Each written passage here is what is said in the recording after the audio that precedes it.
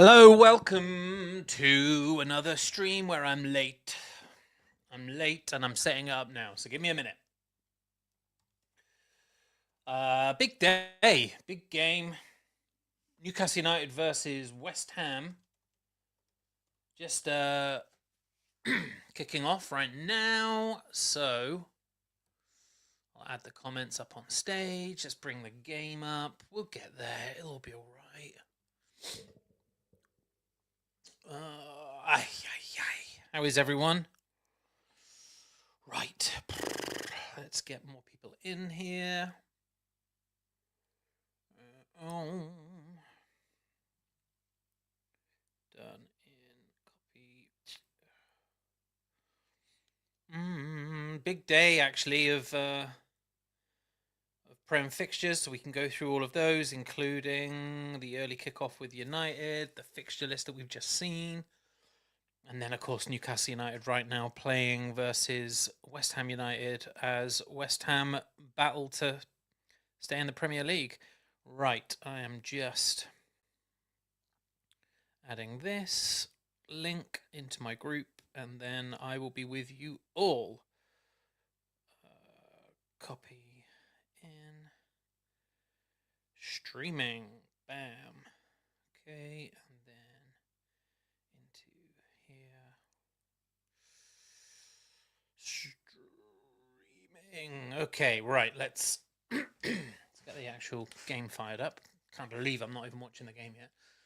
I saw the starting lineup. Honestly, feels like the best lineup they've started with in ages. All right, here we go. 2 minutes in. Lineup. So I'm going to bring up the information. Oh, have I got my sound right? Let me make sure I'm using the right mic. I am. Yep. Oh, and I'll play a bit of music as well over the back. All of this stuff. See, said this yesterday. I need to get this set up much better. Okay, down to like 15. Are we on? Are we on? Yeah. Okay, I can hear that. That's good. Right.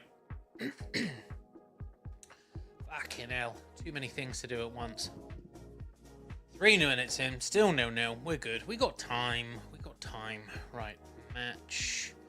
Last game of the season at St James's Park. I'm just finding the game so I can bring the stats up. Where is it? Newcastle versus West Ham. There. Save. Right, that should bring up the fixtures. There they are. Look at that. That worked. Okay, Ben, you need to actually turn the fucking game on, you idiot. There. Right. Ooh. Right, and then I'm going to move things around, and then I'm good to go. Right. How's everyone's Sunday? Good, I hope. Good, I hope. Right. Looking for sports. Sky Sports. It's on Sky Sports, isn't it? Main event. There we go. Right, we're in. Just gonna bring that up. What's going on? Have I missed anything? Don't look like it yet, does it? There we go. All set. Look at that. What did that take me? 3 minutes? 4 minutes? There's the game. Let me bring the... Okay, I can take that there. Oh. Fixtures. Newcastle, West Ham United. Right. Lineups. Let's go through that and then we can start watching. Who's out on the ball? Willisula. Back to Jacob Ramsey. Bruno. Harvey Barnes. I don't know if that's gone in because it just froze.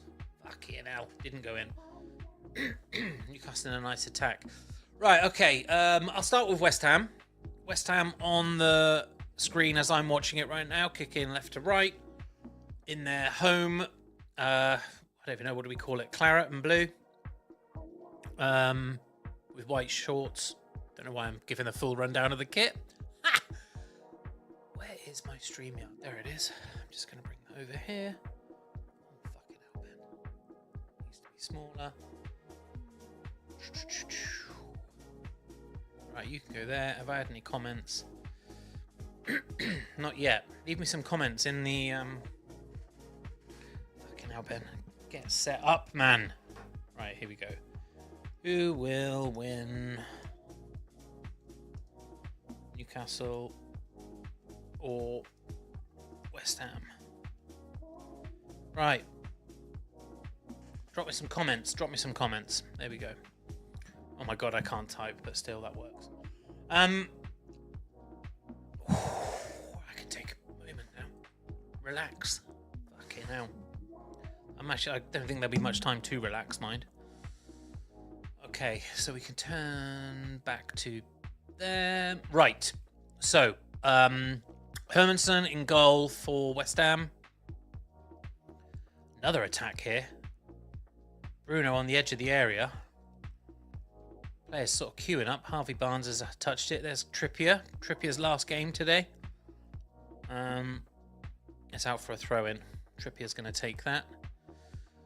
Okay, Hermanson, Disasi, Mavropanos, and Todibo as the three at the back. And then they've got four in front of them, which is Wan-Bissaka, Souček, all whipped in there by Trips. Is it Fernandez? I forget his name. Matthias Fernandez it is, isn't it? Diouf, and then they've got Jared Bowen and Somerville in front of Callum Wilson, who starts. Look at that. Good lad, Wilson. I do like him. He was a great player for Newcastle United. Plagued with injury, but when he had a run, he was fucking excellent. What's this? And then, so Newcastle's starting team today is Nick Pope in goal. Four in front of him, Trippier, Chiao, Botman and Hall. I think we can all safely say that is the starting back four that we all want to see when Tino Livramento's not well, when he's injured, you know? Easily the best pairing in centre halves. We've shared deputising and Byrne, obviously. And then Lewis Hall and Kieran Trippier either side. That's great. Two in front of them are Bruno Guimaraes and Tonali, as we've come to expect when they're fit. Three in front of them, Harvey Barnes, Nick Waltemada, and Jacob Ramsey. And then Will Osula up front in front of them. I think that's nice. I think that's the best position for Waltemada as well. Honestly, like, if he gets the opportunity from that position to play as that kind of like 10, you know, and he has some freedom. And if Ramsey and Barnes put in the legwork to cover the midfield and they don't have Bruno then too stretched, I think that's a great lineup. Do I think Will Osula has got what it takes to be like a top number 9? I don't know. Jury's out, to be honest, on that. But you know, I'd love to be proved wrong by it.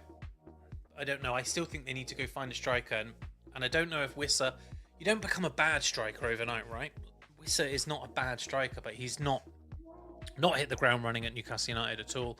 Had a bad season, had injuries, just not had a run at all.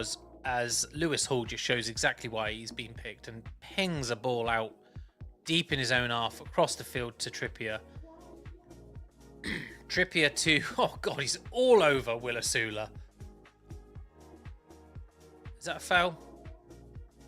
He's not given a foul. That's absolutely crazy. That was Todibo there, was literally climbing over Will Osula's back. Anyway, whew. Sorry about that, everyone. I'm here now. And set up.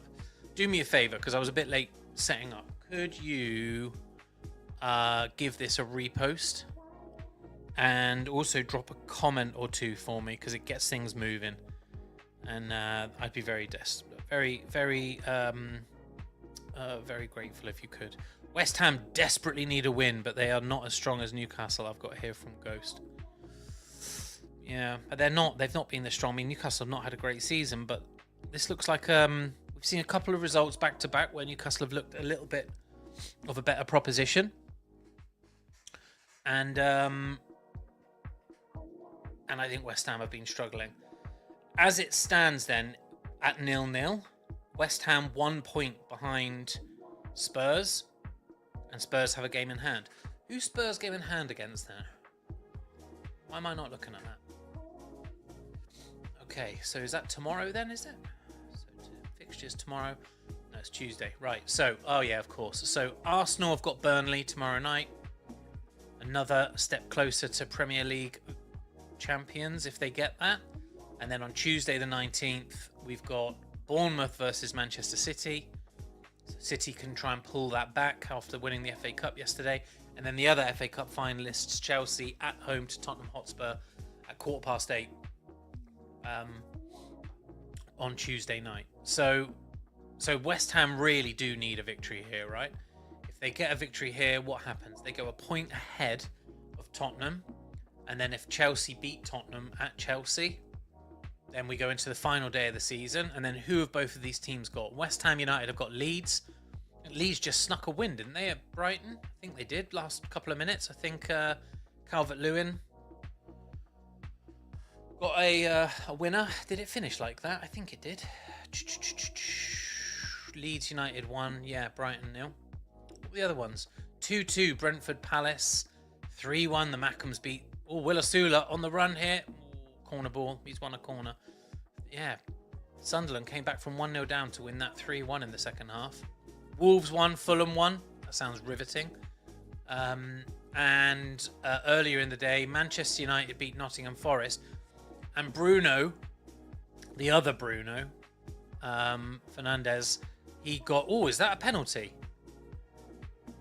So the ball a moment ago where Bruno whipped it in, Bruno whipped the ball in. Souček has moved his arm out and deflected the ball, and it's gone to the keeper. Referee is saying stop. Referee is saying stop, don't take the... Is he calling it on now? Is he saying take it? They're not giving it. They're not giving it. It's been a funny day for these potential handballs. I saw Mbeumo earlier pretty much catch the ball. Botman up from the free kick. Well won. Who's that, Bruno? Oh, it's a little bit frantic at the moment. Kieran Trippier just gets a hold of the ball. Forward to Harvey Barnes. Oy! Big Nick tried to get a hold of it. Oh, he's won the ball back as well. Fair play to you, Nick. What was I saying? Yeah, so a couple of things I just touched on there. God, I'm frantic. The handball thing, it feels like today maybe they've been told to take a bit of the pressure out of it. Oh, Newcastle playing some lovely stuff. Oh yeah, and we were talking about those fixtures earlier. Bruno Fernandes, he went level on 20 assists now for the season, which is equal in the record. So he's got one more game. Who have United got next week? Manchester United, that is. Manchester United next weekend have got Brighton at Brighton. So that was their last game at Old Trafford this season, earlier today. Ooh, right. Bruno swinging a corner in. Been all Newcastle, to be fair, since I've been watching this. 10 minutes I've been sat here watching this. And they've been all over them. Ooh. I'm really surprised they've not given that as a penalty. Kind of don't understand. It kind of comes... It makes a mockery of the rule a little bit, because Bruno has swung a ball around. Willasula is going for it. Souček has held his arm has moved out. It's clipped his elbow, which has deflected the trajectory at which the ball was moving into his goalkeeper's arms. And they're saying it's not a penalty. So his arms moved out of a normal, natural position, touched the ball, and the goalkeeper's benefited from it for West Ham. I don't know, it feels weird that. I could see that easily being given. And it wasn't. The ball kind of ping-ponging around in the middle of the park at the moment. Nick Waldemata just kicks a ball up to absolutely nobody. I feel for him a little bit because he's obviously been like lacking in opportunities to play. And now he has been given an opportunity to play the last couple of games. You have to feel like, is the system set up for him? Oh, Harvey Barnes tearing forward. Pull back, big Nick, and there's the goal. And I just said, is the system set up for Waldemata? And 15 seconds later, he scores. 1-0 Newcastle United. There we go. A lot of Newcastle fans have been saying, you never want your team to lose, but if we lost today and we put Tottenham down, would that be a bad thing? Yeah, it'd be a bad thing. I don't want to lose. I never want to lose. There he is. It's all Harvey Barnes, to be honest. West Ham keeper kicks it too far ahead of his left back. Harvey Barnes steals that, runs all the way down in line with the 6-yard box, waits and waits, picks out a deft little touch to Nick Waldemata, who half volleys, bottom corner, easy peasy, lemon squeezy. You don't need to worry about that. It's ironic that I was just saying I feel sorry for him. I still kind of do feel sorry for Waldemata. Like, that's a lovely moment, and I'm really pleased he's got it. Hopefully it helps his confidence. That's really what he needs, is a big confidence boost. But I still say the squad, the team, hasn't been set up for his style of play up until now. Now, interestingly, we see a lineup today that kind of accommodates him a little bit more, because the four that are around him are Bruno, Tonali, Harvey Barnes and Jacob Ramsey, and that is a serious engine in midfield for him to then be sat in amongst. And he's going to have to continue to pull his weight in there. But when you've got those four players who all can run and snatch the ball and press and cover, then you feel a bit more comfortable about having a luxury like Nick Waldemata being able to kind of like find his touch, hold play up, ping things off, and in this instance, float into that 6-yard box and pick the ball up from Harvey Barnes and put it in. So maybe this is the beginning of what Eddie's been working on in full training for a couple of weeks. He keeps saying that and it keeps bugging me. I've had a good week of full training and I'm like, well, do we not full train every week? Full squad training. I don't know if he means like we've had people away on international or giving people rests between European competition or what, I don't know, but it's been bugging me, him saying that. But if this is what it is, Trippier, lovely ball forward to Ramsey. Ramsey, the ball he goes to put the ball forward, gets deflected, it's out for a throw-in. Trippier and Ramsey and Harvey Barnes look quite tasty, actually. It looks a little bit like Harvey Barnes and Jacob Ramsey are feeling comfortable enough switching, and they're kind of chatting amongst themselves about who's on which side at which time. And then of course you've got Trippier, and so when we're in ascent, when we're moving forward, the ball goes forward there, that was almost. When we're moving forward, when Lewis Hall and Trippier move down the field as well, that midfield does get very congested.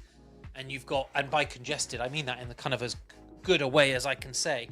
It looks really nice and like there's plenty of options. And you just have to hope that Chow and Botman can cover. And that's really where Hall and Trippier need to cover back. And then Tonali looks like he's sitting deeper than Bruno here. I'm looking at it now, actually, and as they play out from back to front,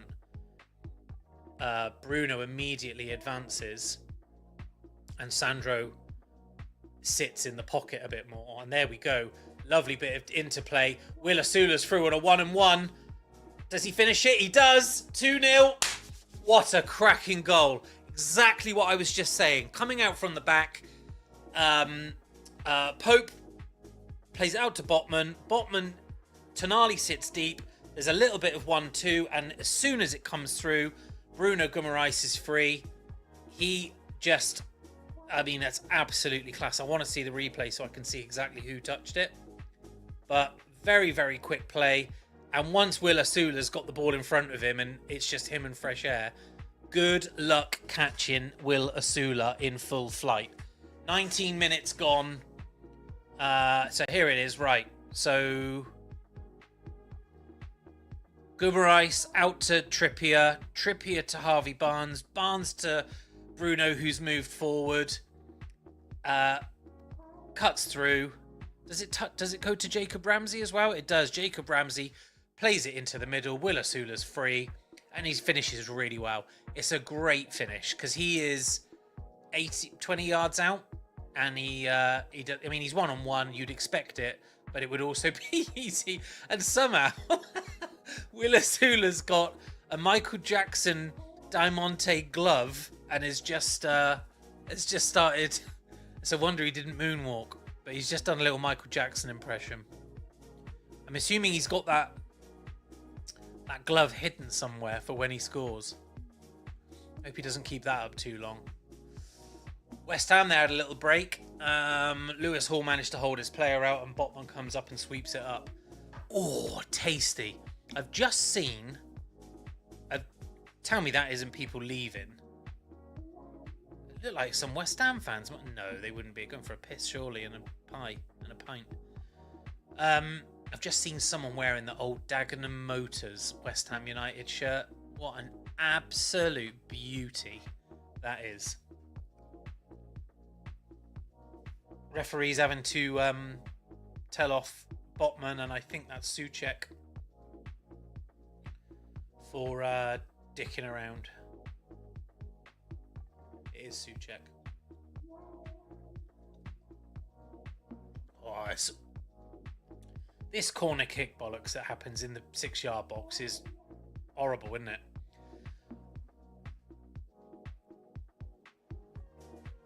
Big clearance out. Will Asula chases the ball down. Hermansen has to come out.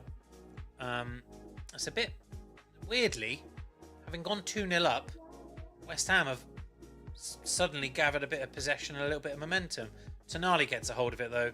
Lewis Hall on the ball. Back to Tonali again. I love it when Newcastle on occasion get into full flight and look like they know what they're doing and look like they know their positions. It's a fucking wonder. It's a wonder to watch. I love it so much.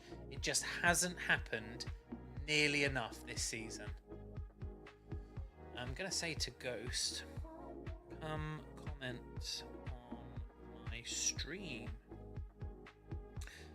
Yeah, it'd be great if some of you could just drop a comment in the stream. If you like, rather than replying to my post with the stream in it, like click on the stream and there's another message board there and you can reply to me. That would be great. Or comment even. Ooh. Wow. 2-0 up after 22 minutes, and I was 3 minutes late for the match, so I feel very fortunate that I've seen both goals. This is actually only the second Newcastle United match that I've been able to cover, despite really trying to prioritise Newcastle United for the channel I'm building. So it's only been 3 weeks I've been doing this, and I covered the Forest match last week. What I could have hit. Another ball through. Oh my god, this looks... I mean... West Ham are all at sea, if I'm honest, so I don't know how good an impression this is of Newcastle United moving forward. But when they move forward with pace, Will Asula looks like he could break at any point. Don't know if anyone's seen the new Newcastle United shirt. I would love to know what you all think of it. Bit of a barcode, as opposed to the black and white kind of uniform stripes that we come to accept. If you remember the Juventus strip from about 4 years ago that they had, where it's like one thick black stripe down the middle and then very fine ones either side. I don't know how comfortable I am with it, but I've seen a couple of images of it. Let me bring it up, in fact. Let's do that. Let's bring it up. Right,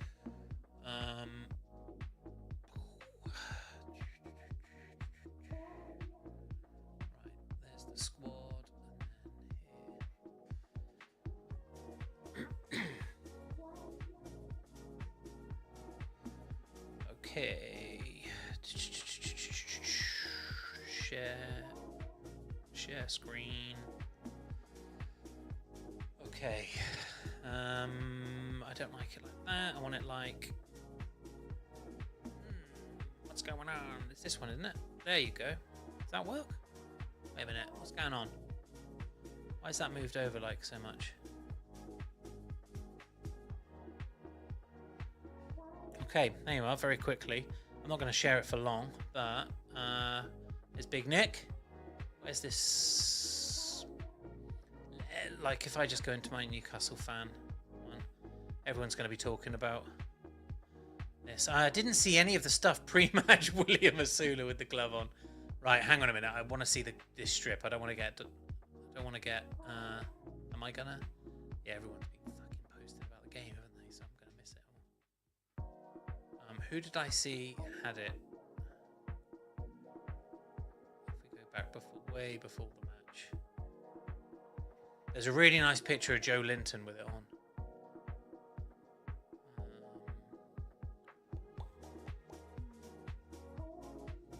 There it is. Yeah, and this was the one I was looking at as well, because so this is a dodgy AI representation of it, obviously. But someone was like, what are we going to do about that? Oh, why have they moved that in a row like that? It looks dog shit. Move the badges around. Let's get back to the proper one.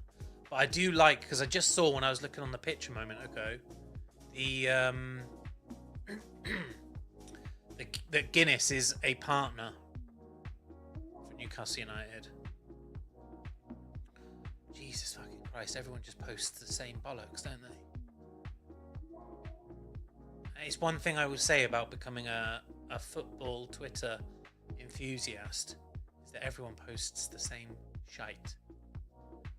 I know what I can do. Why don't I do it a different way? Ben, you're so fucking lazy. Go to my replies, because I replied to a few of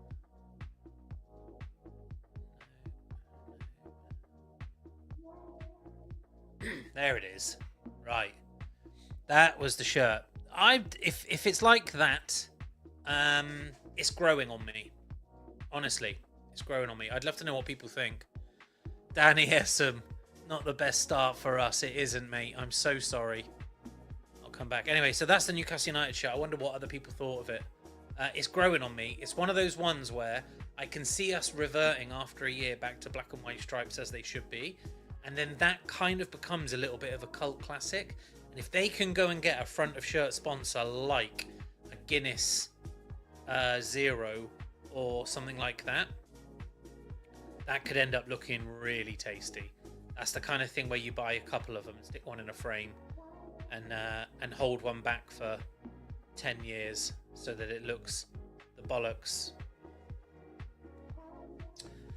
Right, my screen has frozen, which is annoying. Oh, that's back now. No, it's still fucking around. It's not playing nice, so I'm gonna go and find another channel this is on. There we are. That's better. Stuck it on SD rather than HD. Danny, I know you're a West Ham fan, mate, and I am very sorry for you. I really am. I think it's been 14 years now you've been back in the Premier League. And this is a hard season for it to go tits up in as well. I'll tell you what though, the Imps of Lincoln, how nice is it for them going to a stadium like the London Stadium? Eh? That is going to be lovely for them. And Millwall again as well. That'll be another one back in.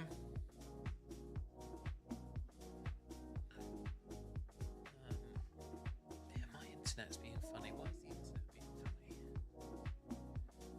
internet being funny? What's the screen saying? 29:18. Is that 30 minutes that's on now? Oh no, 29. I'm only 20 seconds behind. All right, I can deal with that. I can deal with being 20 seconds behind. Oh, Nick Pope has just literally poured out a surefire goal. And, oh my God, another. Bowen misses it. Lewis Hall now runs down to clear. He's lost the ball out of play. Wow. That should probably have been 2-1. I'll have to look back because I wasn't looking at it properly. But fucking hell, that was close. There you are. Right, 81 of you watching along. Thanks a lot.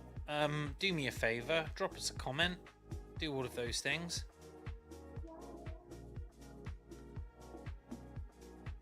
Drop us a like, drop us a follow, drop us a comment. I'll bring your comments up on stage. Happy to answer anything. Nick Pope just saying, calm the fuck down. Who's that? Was that Wan-Bissaka? Was the ball in the centre to... Wait a minute, what the fuck's going on? Have West Ham had to make a change or something? They have. So Todibo came off for Castellanos. Has he come off because he's injured, or have they changed their formation because they need to win? Either way, it was Castellanos that just did that. And Newcastle look a little bit put out, actually. West Ham are putting some pressure on. Of course, you have to remember, this isn't just going to be a run over, is it? Like, West Ham are fucking playing to stay in the Premier League here, basically. So if they've been given a little bollocking, had a player bought off on a bit of a switch around, maybe we're starting to see what's going on there. It looks like they're playing kind of 3-5-2 actually now. And yeah, that Castellanos is now up directly next to Wilson, and they've bought Todibo off, and you know, fair play after 26 minutes making the change, but they've basically said we got to win this, otherwise we're fucking relegated. Fair play. I think if Newcastle can soak this up for a little while, then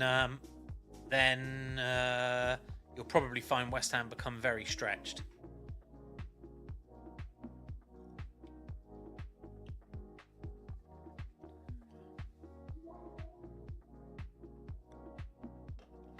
What I did there was grab that so I can take a screenshot of it later on. That might be my little thumbnail for the game. Right, Nick Pope, is he going to take a shot, or he's got Wilson?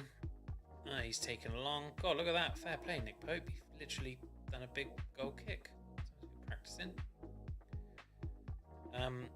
Yeah, see, West Ham have got a bit more possession here. They're looking a little bit more comfortable on the ball. It's a bit late, to be honest, in the day. Let's be honest. Let's be real about it.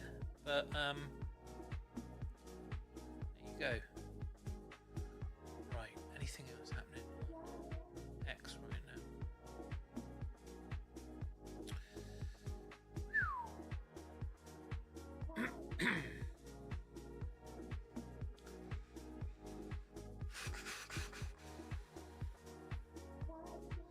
Gordon on the bench, by the way. I didn't do the bench for either club. Newcastle's bench is Big Dan Burn, Elanga, Anthony Gordon, Jacob Murphy, the other Murphy. 3 fucking Murphys. I know it's Ramsey there. 2 Jacobs, 2 Murphys. Neve, I like the look of him. He came on in...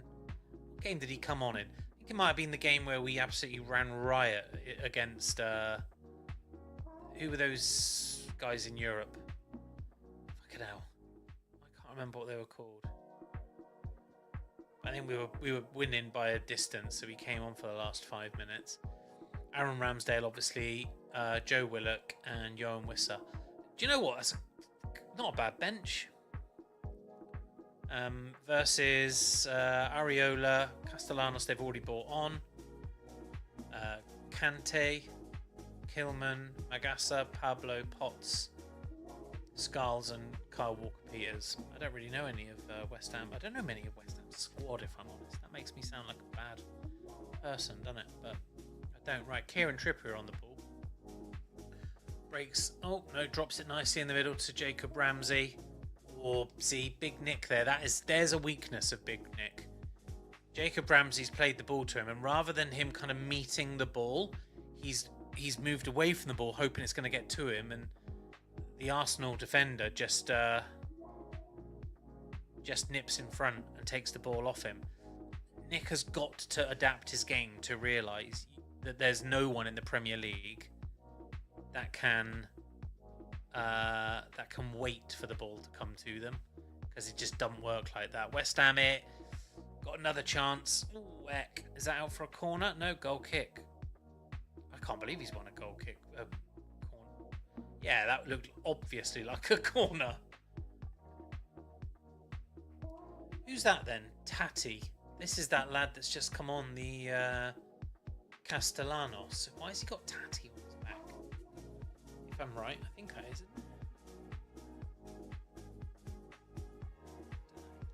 West Ham fans looking very dejected, as you can imagine. Not a good day to be a West Ham United fan looking for a victory. 2-0 down after 19 minutes, but possession in the last 5-10 minutes has been 65% West Ham. And that is very, very clear. Bruno, though, picking up the ball now out of midfield. Lovely little box play there with Jacob Murphy and Nick Waldemata. Ball play forward. Will Asula nearly gets it again. I tell you what, Bruno, I think he's got a real enjoyment for playing with Will Asula. I'm just going to do that. Oh, I tell you what I could do. I could say I'm live, couldn't I? Newcastle have just posted. Sorry, everyone. I'm just doing this on the fly.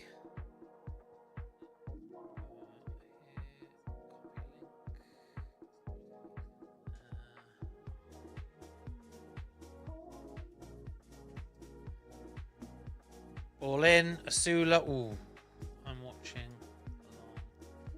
live. Bang in the comments.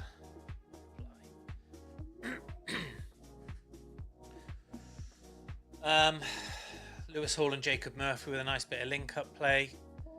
Jacob Murphy, he does gather and retain the ball really nicely, actually. As the season's gone on, he's gone from being like this looks like a good sign-in from Villa to this lad's the real deal. I can't believe Villa let him go. Much in the same kind of like circumstances as we let go of Elliot Anderson, I think.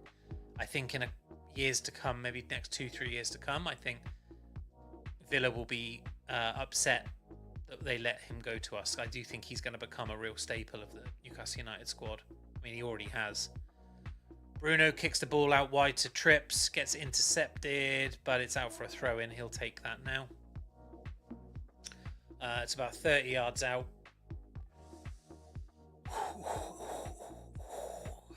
Where are we at? Tonali sat so deep. So when the wing-backs... So when Hall and Trippier move up the field, because that obviously then exposes the two centre-halves on their own, Tonali drops in. So we seem to always have three there at any given point, and that allows Bruno to move forward, and obviously with the two midfielders and Waltemada. This does feel like a little bit of a different system. I could be wrong, and people comment, please let me know if you think I'm wrong and that they've been doing this for a while. But this to me feels like something that Eddie's been working on to accommodate Waltemada in that kind of like 10 spot, and to kind of make sure that we're shored up enough without compromising our centre halves. So it does feel. I mean, I wonder how happy Tonali is with it. Bruno is obviously going to be delighted to be moving the ball forward and playing between Barnes and Ramsey and Big Nick, and trying to kind of like find Asula, find the gaps. He's going to love that. But Tonali is being asked the question, which is, do you mind sitting deep, Sandro? And if he's not happy with it, and some of the rumours are true, and there are many rumours saying that Sandro might be off, if he is off, then does that mean we go looking for a proper number 6, another Czech Tiote, or a number 4, dare I say it, David Batty from years ago, but just someone who can hold in the middle of the park and allow the rest of the team to play with that confidence up top, and just give us the space we need to use Nick Waldemata to his strengths. Because he's tracking back now. He is working, but he doesn't have the pace, nor do I think is he looking to track back. And that's not to say he's lazy. I just don't think he's that kind of player that he becomes the first line of defense. I just don't think he is. So if you want to accommodate his strengths, and trust me, when you see the first goal, you see the way he drifts off his defender and just finds that space in the pocket to score. His strengths are clear and they are abundant. I think when he goes to the World Cup this summer with Germany, I could see Nick Waldemata having a very good World Cup, truly. Anthony Gordon just warming up on the bench at the moment. Weirdly, just chatting with the West Ham players that are warming up. Fucking guy, man, honestly. But anyway, yeah, so if Tonali is not happy and does make a move, I think one of the things that Eddie's going to have to seriously think about is which midfielder do we need, or do we have, that is going to sit in the pocket like that and cover the defenders.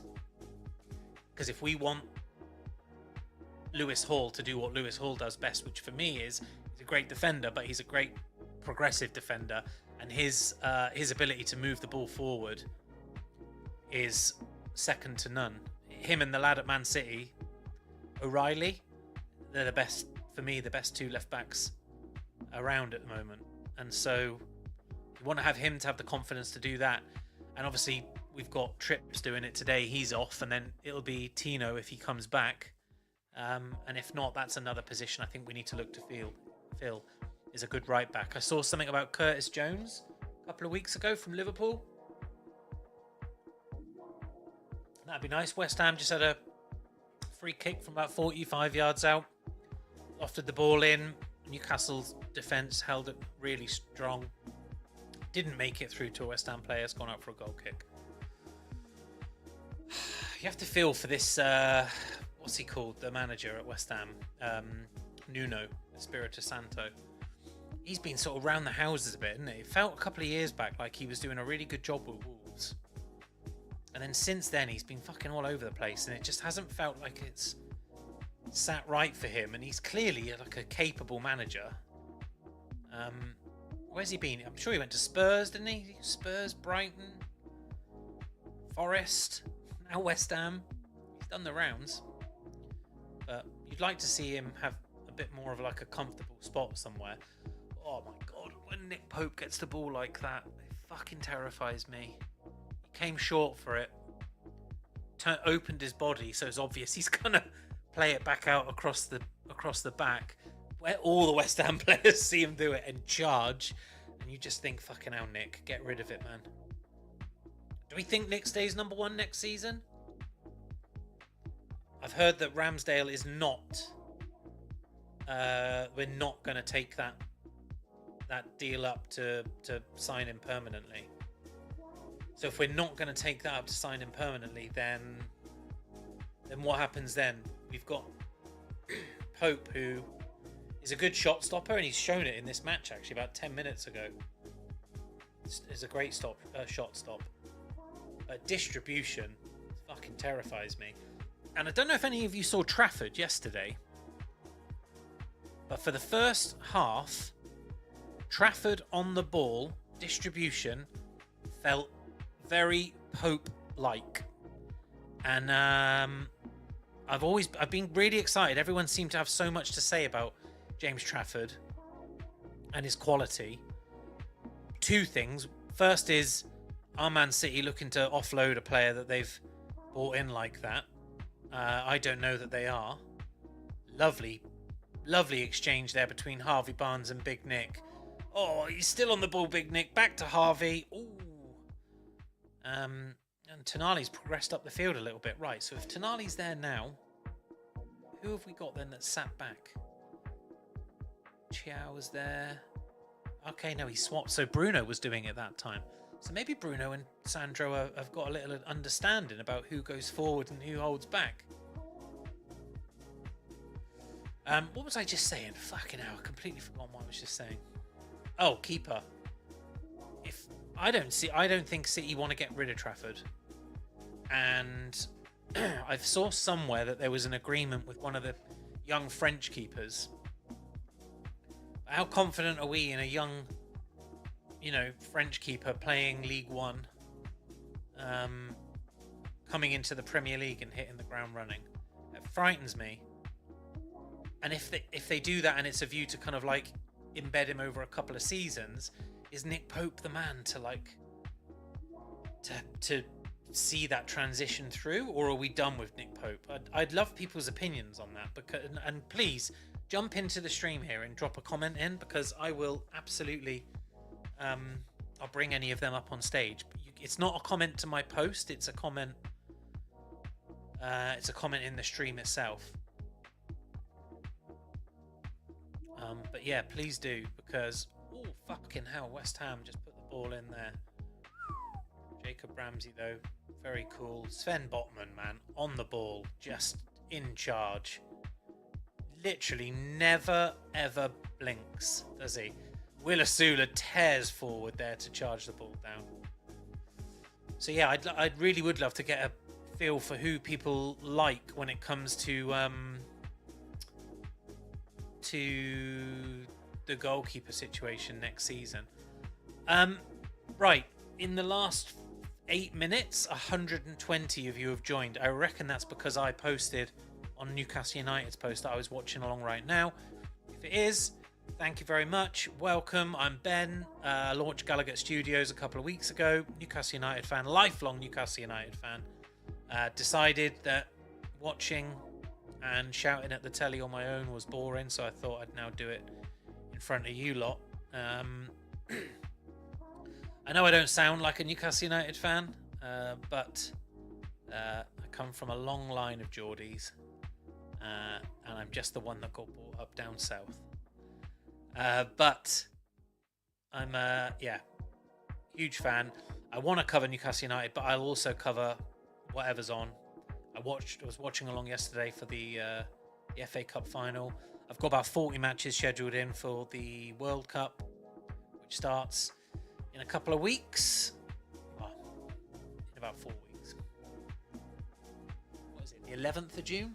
So in about 3 weeks. Fucking hell, that's come round fast.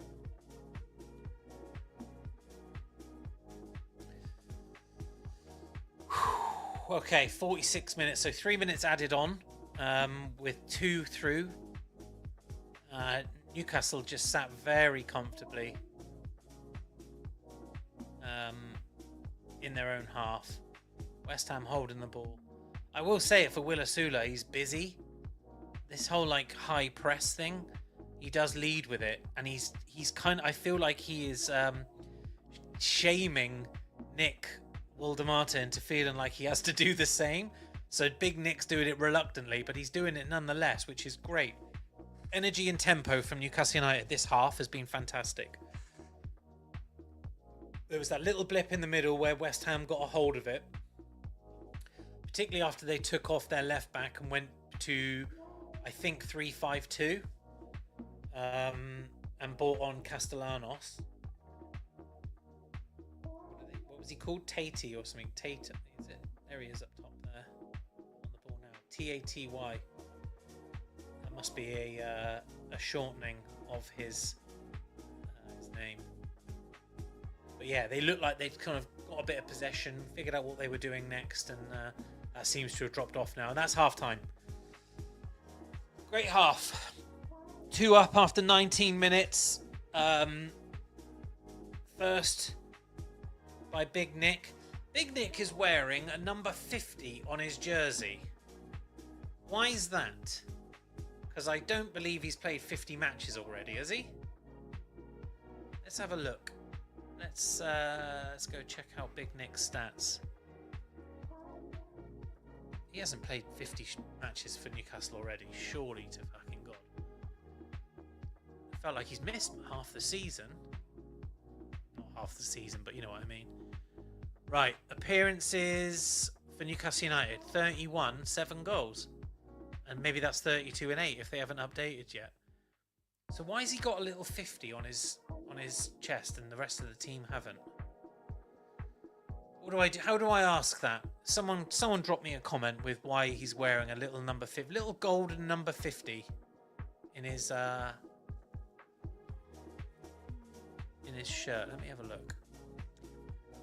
Also, are we disappointed that they haven't worn the new home jersey on their last home game of the season? Are they going to wear a new home jersey for the second game of the season? Fucking hell, Ben. For the final game of the season.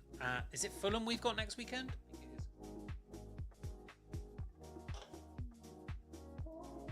is. Let me have a look. Right. 2 questions, Ben. One at a time. Ah, goodness sake.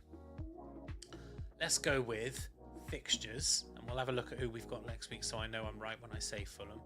Away to Fulham, is that right? It is. 4 o'clock kickoff next Sunday. So about this time we've just blown up and we will know who the Premier League champions are. We will have absolute confirmation that West Ham United are relegated, if that's the way it goes now. Spurs are going to have to fuck up monumentally, aren't they?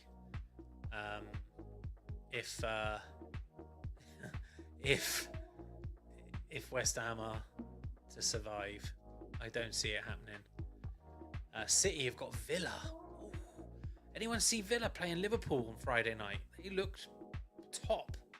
They looked top going into their European final. Good luck to Villa this week. I've replied to a few comments on like Newcastle United Twitter this week. People saying like Villa are the benchmark, or people saying you wait till next season, they've got an aging squad and they're going to be fighting on all fronts, knackered out like we have been this season. You cannot deny Unai Emery has done a shit hot job at Aston Villa, and we would be and credit to him because they're going Champions League 2 in a row. So it was kind of like flip-flopping, wasn't it, between Newcastle had a season in the Champions League, then Villa did, and then Newcastle did, and now it looks like, you know, Villa having a great season, winning potentially a European title, then going straight into the Champions League after it. They've played a lot of games this season and they've looked very good for it. Watkins looked red hot on Friday night, like as good as he did when he put that one away against the Netherlands. Was it in the last Euros? I think it was, wasn't it? If he can take that form into the World Cup, he is going to be an excellent option off the bench or alongside Harry Kane. More likely off the bench, isn't it? Will Anthony Gordon play, given that he hasn't done much?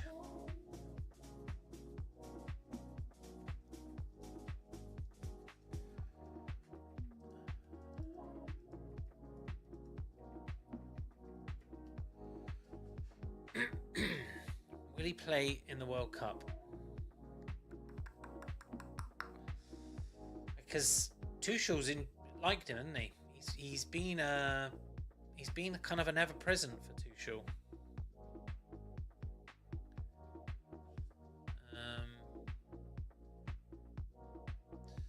Right. Oh God, I've got about 1 million messages that have come through to me in. What's this? I've got it now. It's done. In Telegram, sorry, just a whole load of messages. People seeing that I'm hosting.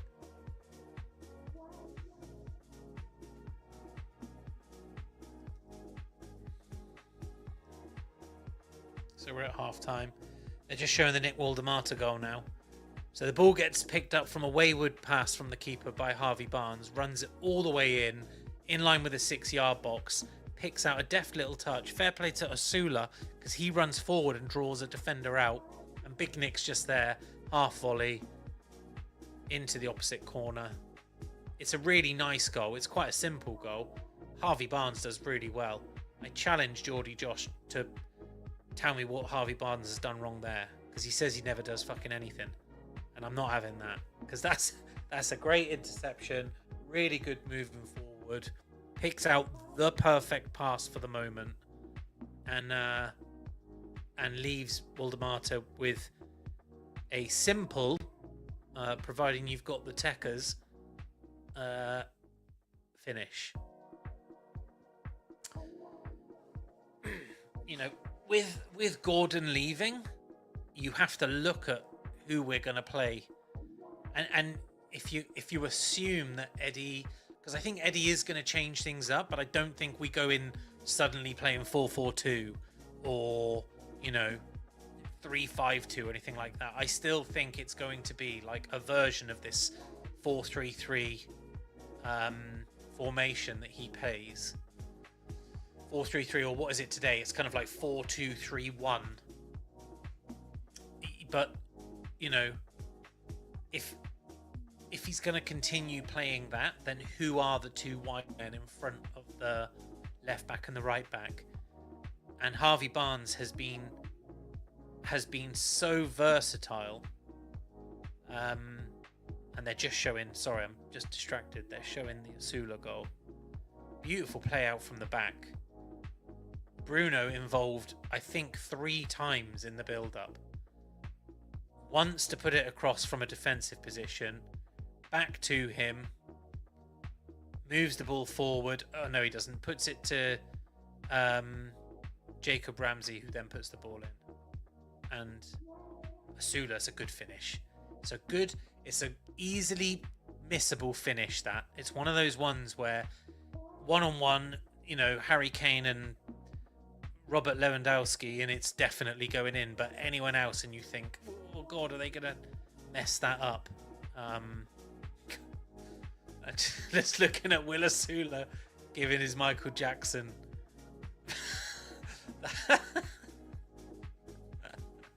That'll be on Match of the Day later for sure. That'll be on there for sure. They look good. I mean, Osula looks happy. He looks really happy in his football.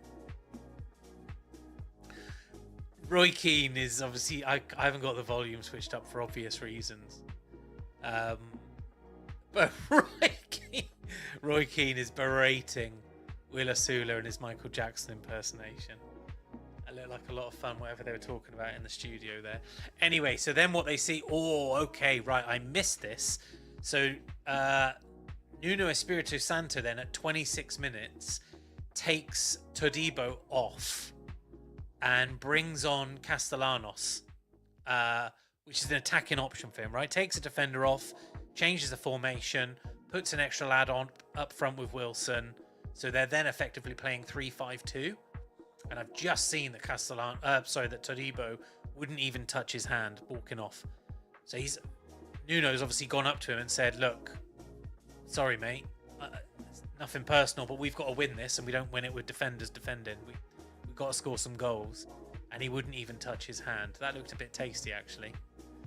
Didn't see that happening. I was busy yapping. Right, 300 of you watching.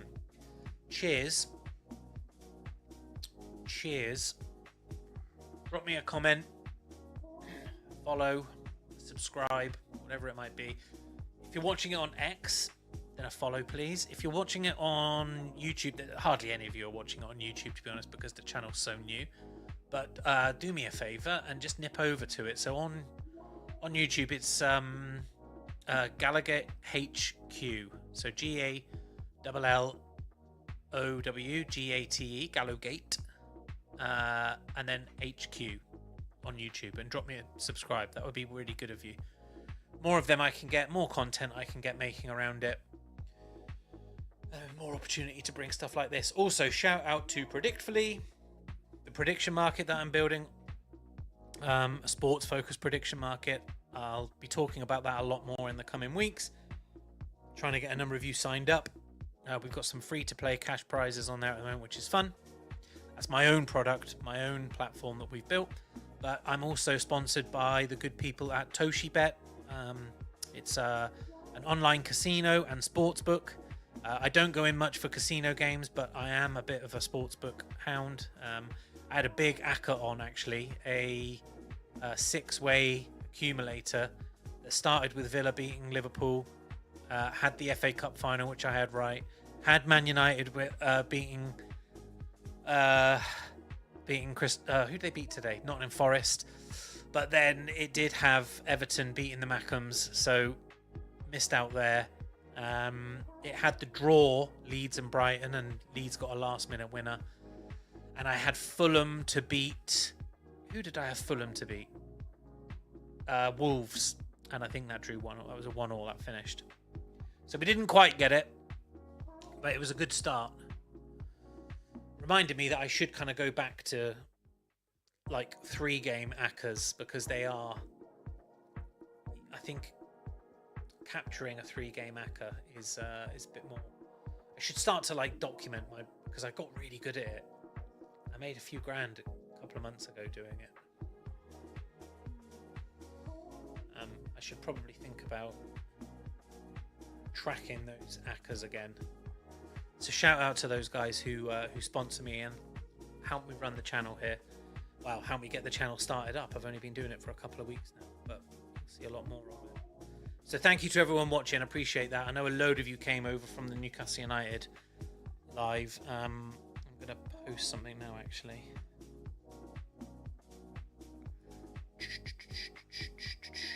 Right.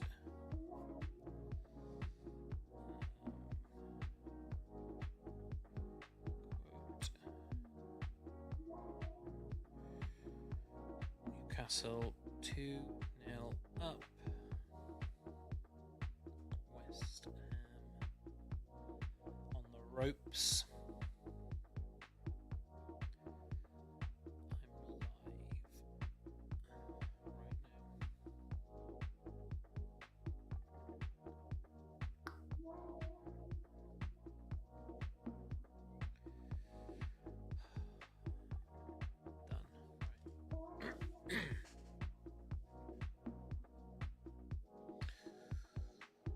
Kai saying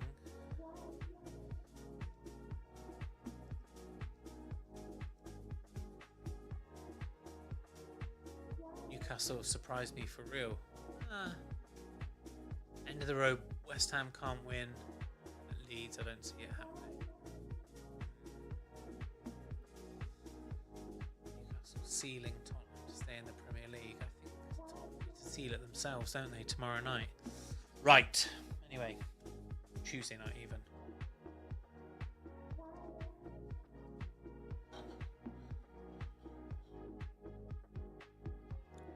Let's find that position for that can. It's about there. I'm a shareholder, by the way, of Rec Drinks. So go check them out. Right, it's about the 15th time I've seen Willa Sula doing a Michael Jackson dance. And it's quite funny as well, because he's doing his dance and Kieran Trippier is screaming at him, saying, come on, we've got the rest of the game to play. Trippier's never satisfied, is he? I'm actually going to miss Trips a lot. I mean, let's have a quick chat about that before... Let's have a look. Void Kai, thank you, mate. What's he saying there? Newcastle surprised me today. They're playing very well, not going to lie. I agree. They are playing very well.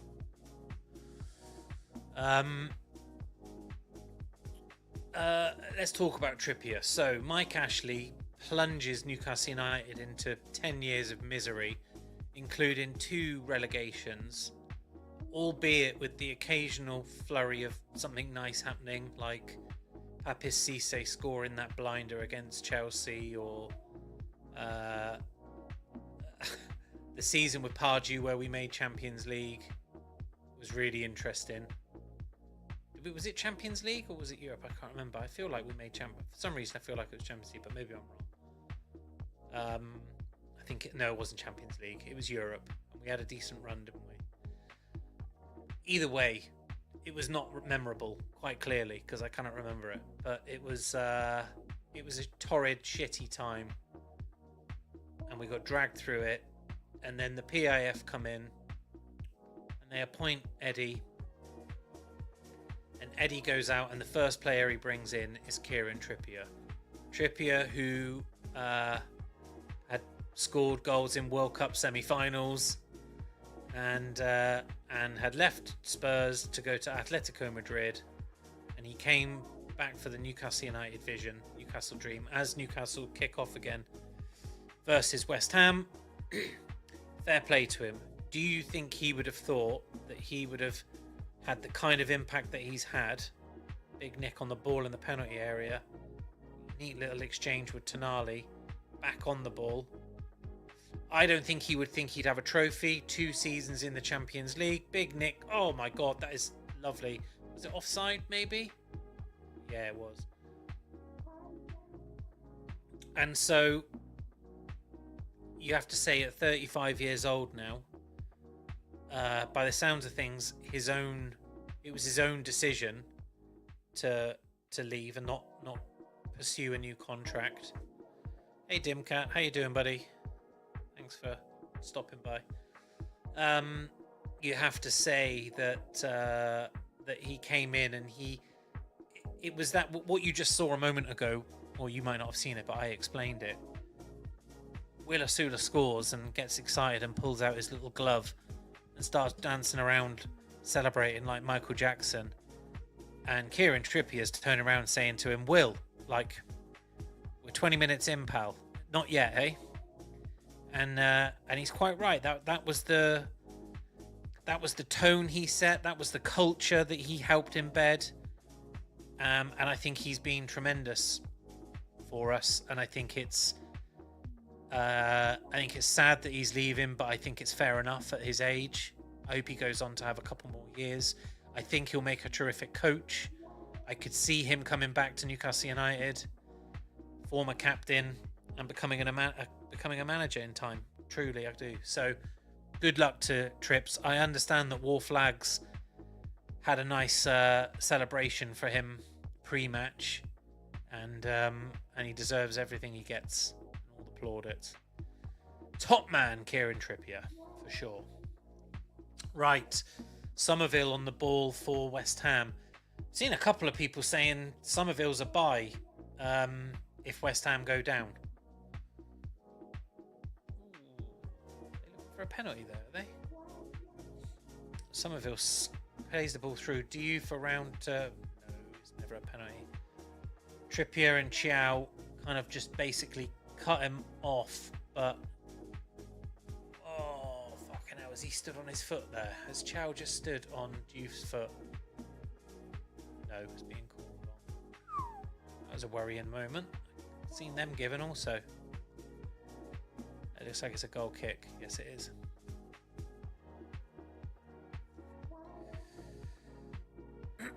$357 of you. Where'd you all come from? Is it literally me saying I'm live now on a Newcastle United post? That's a good tip. Keep in the head. Go in there and say I'm live now. Right. Big dub for Newcastle. It is Lynn Heath. I agree. I'll follow you back for that. Any of you following me on X right now, I'm happy to follow you all back. If you drop me a follow now, particularly any Newcastle United fans, I'm trying to build up a list. I've got 220 Newcastle United fans in this list. So then when I've got nothing to post about, particularly seeing the new algorithm changes that Elon's kind of like uncovered at X, it seems like the way to really increase your engagement is to post less frequently, but have better content, videos, images, articles, long form, all that kind of stuff. So if I'm going to post less often, I'm going to reply more, and I want to reply more to Newcastle United fans. So I've built a list If you're a Newcastle United fan out there and you're not on my list, then drop me a follow and say hello, and I'll add you to my list. And it's a list that anyone in public can also follow and join and pin to the top of their thing as West Ham come forward. Fucking, oh my god. Well done, Bruno. Safe hands there. Who's that on the ball now? Sandro. Go on, Tonali. Absolutely gassed Wan-Bissaka there, who is no slouch. Ball pinged out wide. Trips on his own. Oh, man. Actually will really miss Trippier. Lovely ball forward. Nobody quite there, but Sandro out the other side so it doesn't go off for a throw-in. Who do we reckon then for Newcastle United's next sponsor, next shirt sponsor? That we've had confirmation now that it won't be Seller. And as it stands, no new sponsor is confirmed. So what would be lovely, what I would love is for them to initially release the home jersey sponsorless. Oh, if that happened, I'd buy 3. Honestly, I would. If they got Guinness as a sponsor, I'd buy 5. And I'd just wear it every day of the week.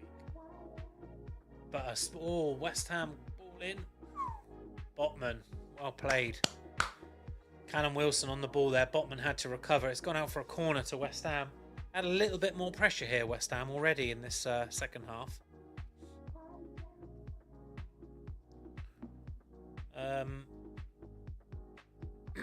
But he does cover well. You know, a fit Botman is a great centre-half.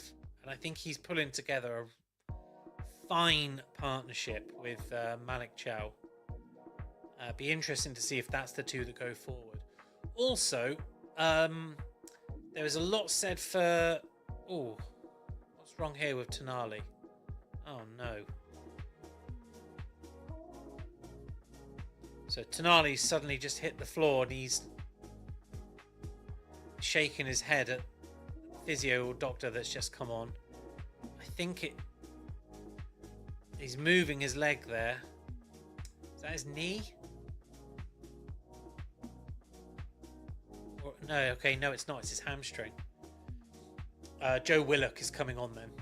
So Joe Willock is coming on and will replace Sandro Tonali in midfield.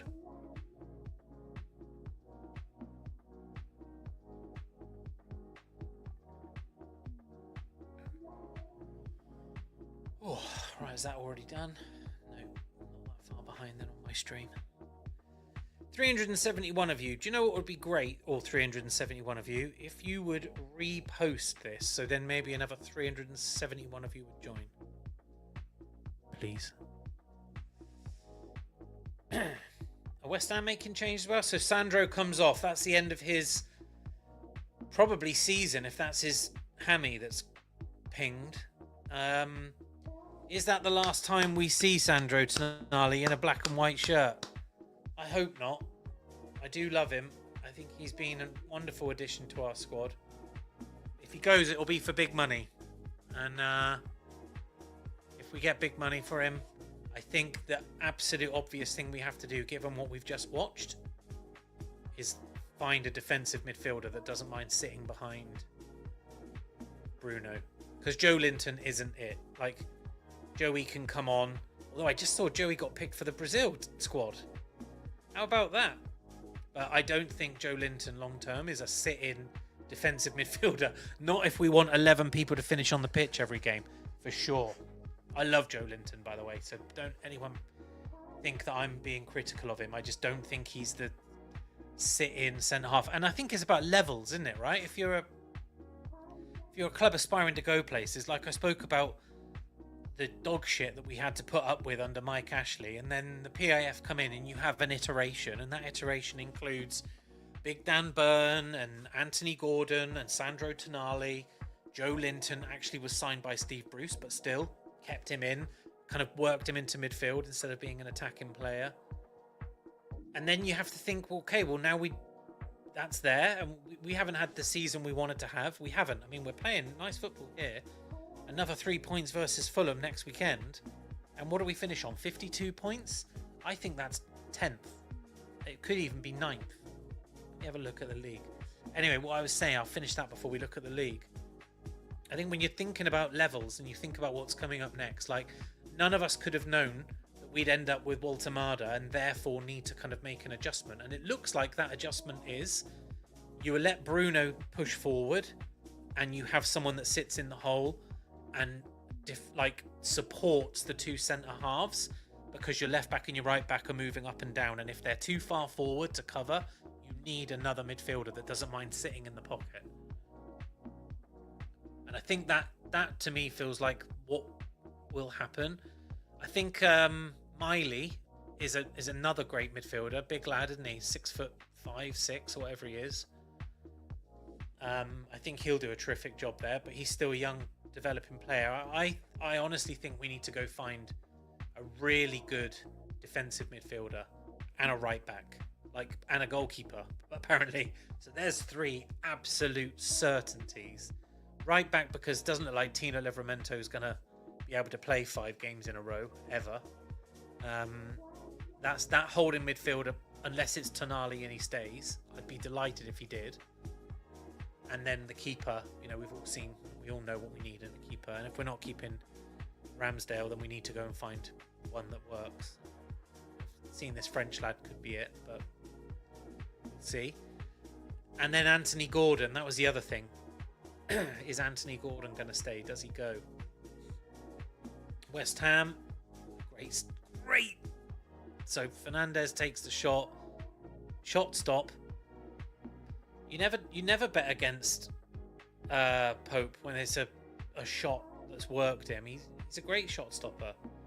He's just cack at distributing the ball, and I don't get that secure feeling with him, And actually, I thought he could have done a lot better the other night against Forest. Ooh, great! Who's had that shot? That's Lewis Hall. Fair play to him. Ball in. Harvey Barnes there. Oh, Newcastle are queuing up here. Who wants to have the next shot? There's another one. Go on, ping it in. Give it a big nick. No. Lovely ball. Oh my God. Bruno then takes it from about 25 yards out. Hits the roof of the net. Well over the defenders. Keeper doesn't even bother.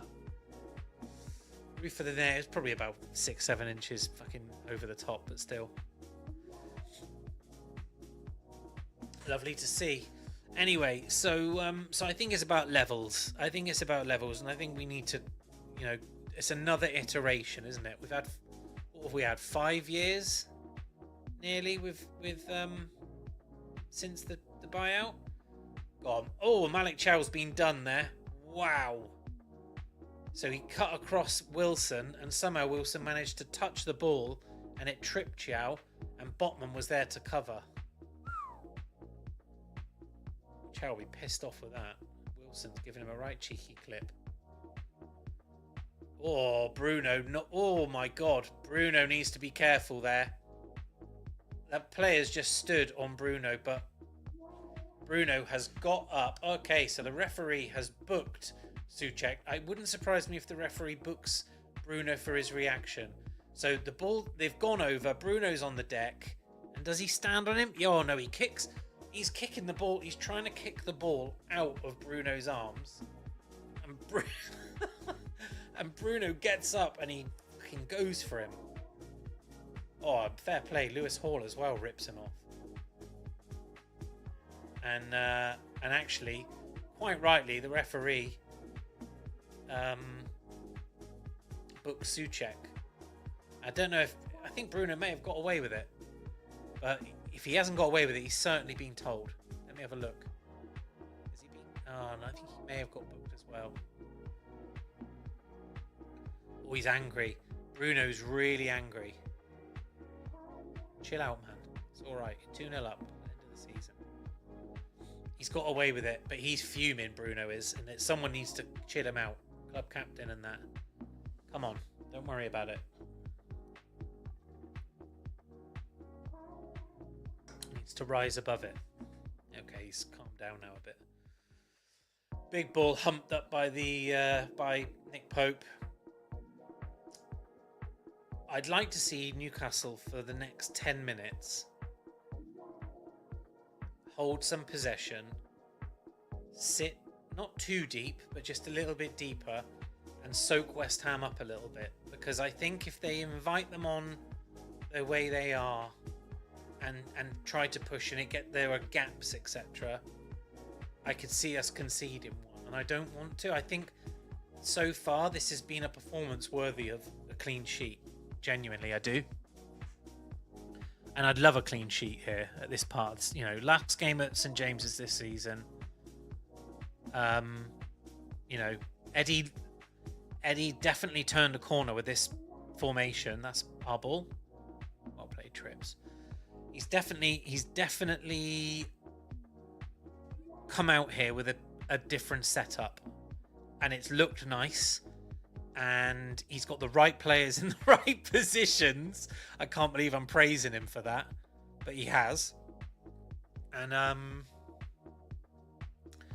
you love to see it. And so if this is going to be the way we go forward and we make some nice additions, big Nick there out to Trips, out to Barnes. Sorry, it's a shit ball, Nick. Put it to their feet. Lewis Hall makes a nice little run forward there on the outside. That's lovely. But yeah, so as I was saying, and they seem to have not listened to me at all, and they're not worried about possession. They're just getting forward. Newcastle on the hunt for a third goal here, really. But if they get caught on the break, it's the kind of thing where, yeah, Callum Wilson is just camped up on the halfway line. And we've known Callum for long enough to know that when he's fit, he only needs a sniff. And he's in. And that is how it works. And we loved it when he was with us, and I think a lot of us appreciate him still. Now he's gone. Will Asula there tracking back. What a lad.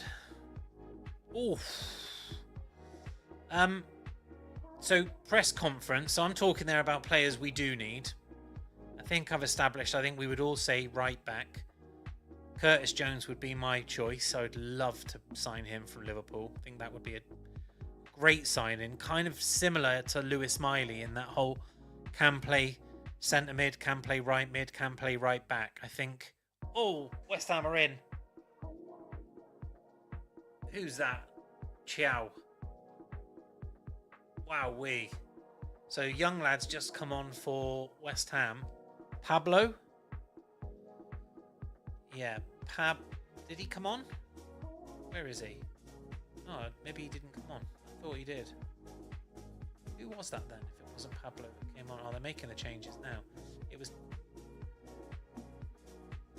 So who's number 19 then? 19 is Pablo, so it wasn't him. Oh, I don't know who it was. I don't know enough about this West Ham team. I know they're bringing off Souček. Get off, you cheating. Wan-Bissaka's off as well.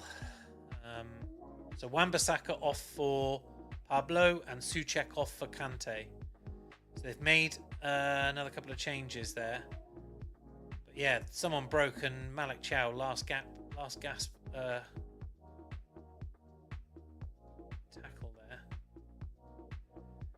Will Asula's through. The game's getting a bit stretched. It's getting a bit stretched. So I was saying a minute ago, right back we definitely need, and I would really like Curtis Jones. Goalkeeper I think we need, and it looks like we're trying to sign someone, young lad from the French league. So that would be nice to see if he turns out to be good. I think there's going to be a bit of a transition there. Pope will be a part of it, I believe. I'd like to see a holding midfielder if Tonali goes. And then interestingly, when asked by the press earlier this week, do we want another striker? Eddie says we've got enough in that position. So let's talk about that.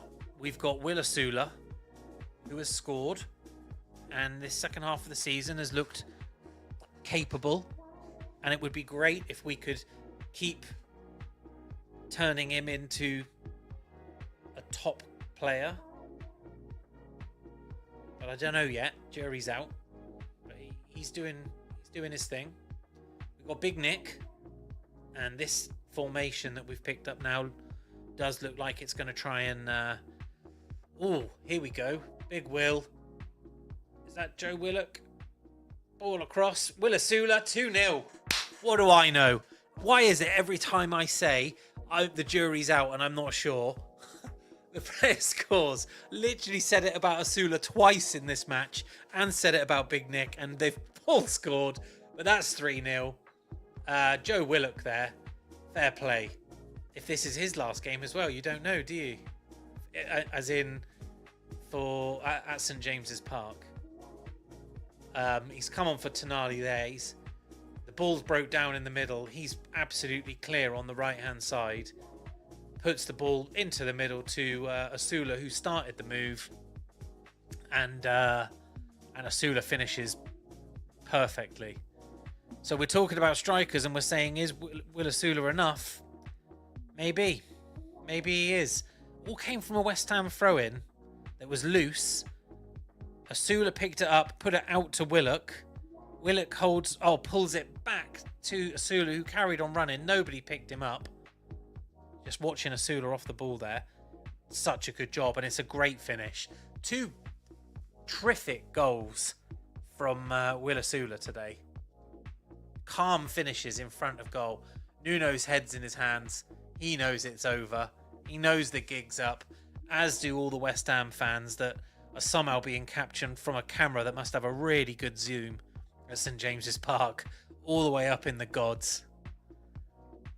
And it's 3-0, 66 minutes gone, and Newcastle are still pressing. And the Newcastle fans are on their feet, waving their arms in the air.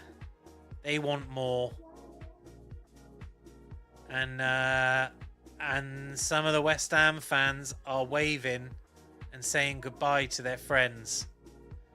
It looks like they might be heading back down the M1 to London. And maybe some of them will pop in on Lincoln on their way down, go see what Lincoln City's like for next season. Oh, they look miserable. Right, Newcastle have won another free kick out on the right-hand side. Bruno stood over it, looking like he wants to swing it in. Barnes has given him an option short. No, it's over to... Kieran Trippier got closed down a bit quickly there. Trips has got it all the way back to the keeper. Lewis will give him an option. 2 cent. I hate it when that happens. I've got a real dislike, and I saw it the other night when who was it? I think it might even have been Chelsea last night towards the end of the game. There's nothing worse than taking your 2 centre-halves up for a corner, and Liverpool were the best at it because Konate and maybe Arsenal as well, but Konate and Van Dijk are just mountains.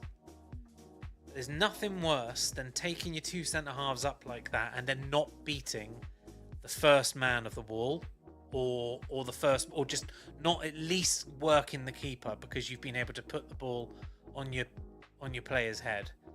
And or even an even bigger crime for me is you put them both up there and then you play like a silly fiddly short free kick, and the high press comes and gets you, and before you know it, you've lost possession.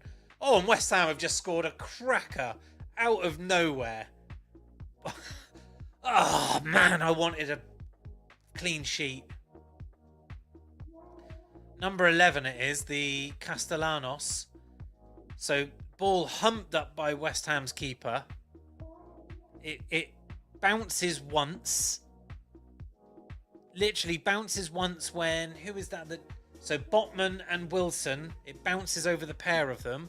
And before it even lands for the second bounce, Castellanos on a volley lobs Pope, who's too far out of his goal. It's a great finish. And now, where are we at? 20 minutes to play still, and we've just seen a load of West Ham fans walk out of St James's. Stranger things have happened. Do you want to know a story? I don't know how many years ago it was. I'm going to have to look it up.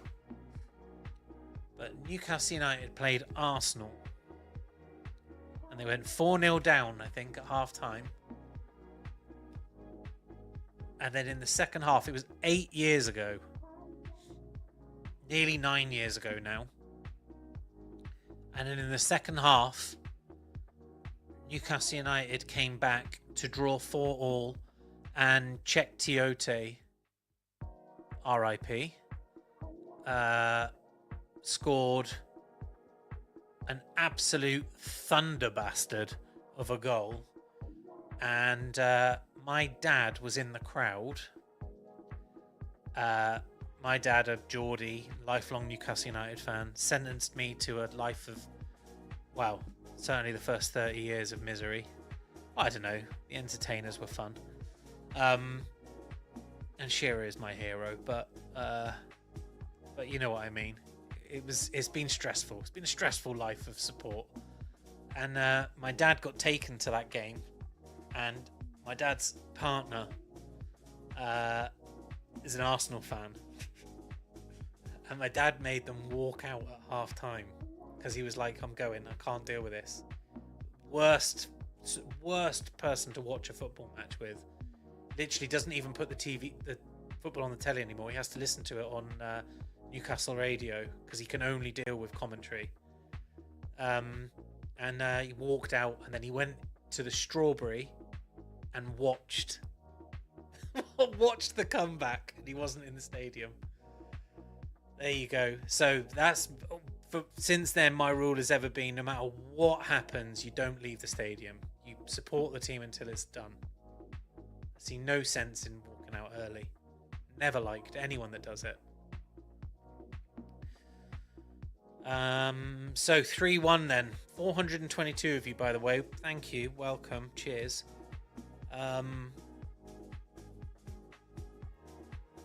Corner ball. Harvey Barnes. Short to Lewis Hall, who gets caught. See? Now that is what I'm talking about. That penalty, that corner ball has not made it in to any kind of creative play. The ball has broken, and Newcastle have now feverishly run back. They've managed to clear the ball out for a throw-in, but from an attacking position, Harvey Barnes and Lewis Hall have absolutely fucked that right up and put us in a position where we're on the back foot. We've just conceded one goal. All you need to do is hold on for a bit and not let West Ham get carried away, and you play a stupid corner ball like that and then lose the ball. And I love Lewis Hall, and I'm actually a fan of Harvey Barnes, and the pair of them there need talking to, because West Ham are still on the move forward. And if they want a penalty from that, no, they haven't. We've still got it. They might come back and look at that. I don't know. But this is all because of that corner ball. West Ham have won it back still. Right, now we're off for a goal kick. And whether they'll check it or not, it sounds like they might be checking it. Jared Bowen wants them checking it. Bruno's just told him he's a knobhead, I think. Right, let's see. Wilson's in. No, that's never a free kick. Lewis Hall and Callum Wilson come together. It's actually Callum Wilson's foot that's on top of Lewis Hall's. He's not got control of the ball. It's never a free kick, penalty kick. Yeah, it's fine. It's been waved off. But still, the point I'm trying to make there, all of that nonsense there in the 73rd minute when you're 3-1 up because you can't put a fucking corner kick in properly, and you play a stupid short ball, and your defenders have come up the park to attack the ball, and now they're stranded up there and the ball's being cleared. That is game management. And when we talk about the points that Newcastle United have lost this season from winning positions, Jared Bowen's just hit the ball from about 22 yards out. 22, very specific. Pope has saved it and dropped the ball. Oh my God. And thankfully Trips was there to help usher it into him. But the point I was just saying, you look at the points that Newcastle United have lost this season from winning positions, leading positions, and then you look at that corner kick and you tell me why we keep conceding stupid, unnecessary goals. Do you know what? Harvey Barnes is being bought off now, and he probably won't get told about it. Mad Dog's just giving him a high five, and Nick Waldemata's coming off as well. Harvey Barnes and Waldemata off, and they're bringing on Jacob Murphy and Big Dan Burn. So it'll be Murphy for Waldemata, and it will be Barnes. Oh, so what are they doing then? Where's... Talk me through it, lads. Maybe they'll push... Yeah, it looks like they've gone to 3 across the back, and they're pushing Trips and Lewis Hall up a little bit, so it becomes 3-5-2. Or 3-4-1-1.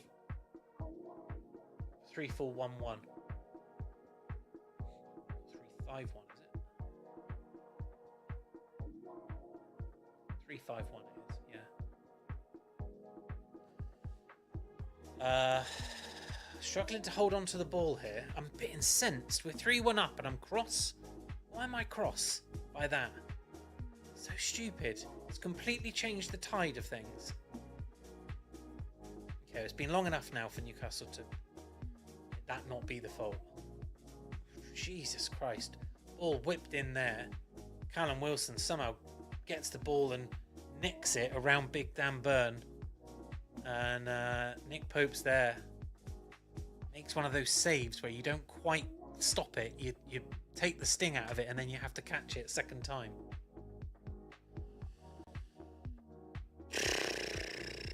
Bruno's on the ball now in the middle. They are the things that Newcastle need to chop out of their game next season. If they are going to come to anything, it's moments like that where you have to manage the game and you say to yourself, Harvey Barnes and Lewis Hall, what's the plan for the corner kick in the 73rd minute? Is it to play it short like that, or is it retention of the ball?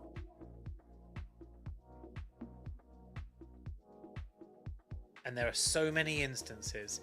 Newcastle looks stretched. Can you believe that? 76 minutes. They're going to concede it. Oh my God. I think Pope's just fucking made a cracking save there, or it's hit the crossbar, or both. 76 minutes. You bring a midfielder off for another centre half. Honestly, Newcastle are on their knees there. They look all over the place versus West Ham. It wasn't a save. He's hit it off the crossbar.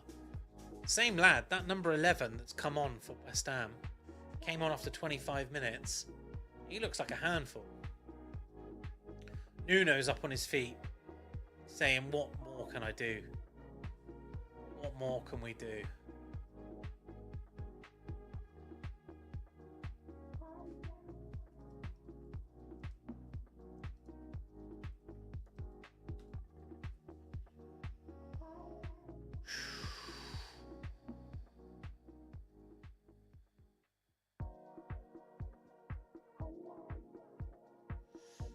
Well, it's been fun to watch. I shouldn't really whinge, should I? I've had a little bit of a moan there.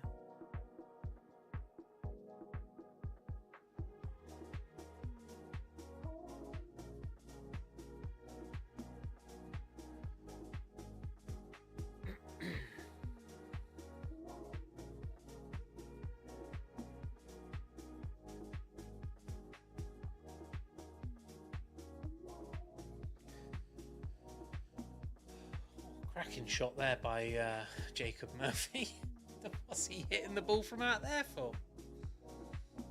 There you go. Right, that's enough of my rant. It's our last game at St James's Park this season.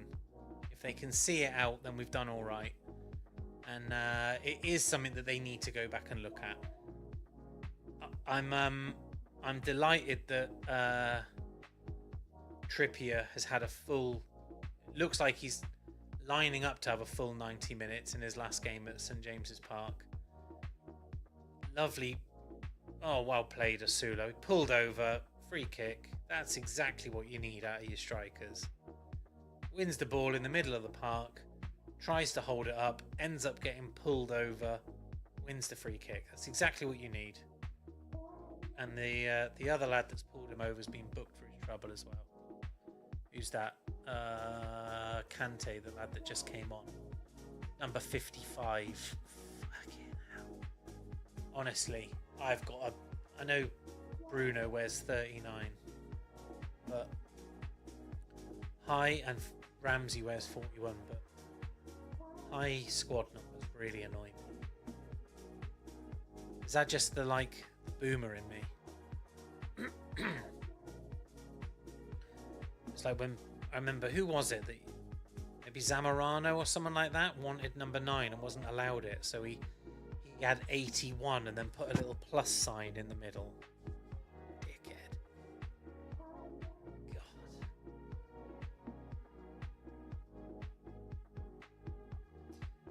Anyway, 438 of you. That is spectacular. Thank you for coming up and watching me. I really appreciate it. If you've got any feedback, please let me know.